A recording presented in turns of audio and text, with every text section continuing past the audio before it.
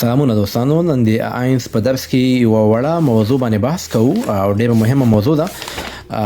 موږ چې کله پوښتنه کوو له چا څخه وایي ستاسو دنده څه شی ده، پوښتنه کوو وایي مسلک مو څه شی ده یا څه کاروبار کوئ، نو راځئ چې زده کړو.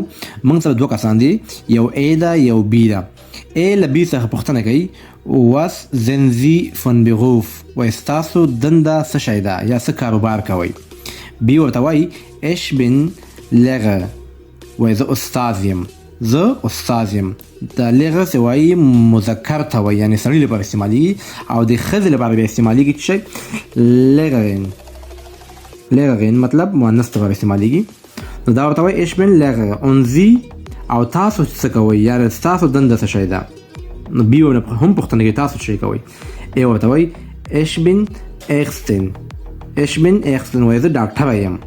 اکسن وایي ډاکټر ته، یعنی مؤنث ته د ښځو لپاره استعمالیږي، او د سړي لپاره استعمالیږي د ارست مطلب ډاکټر.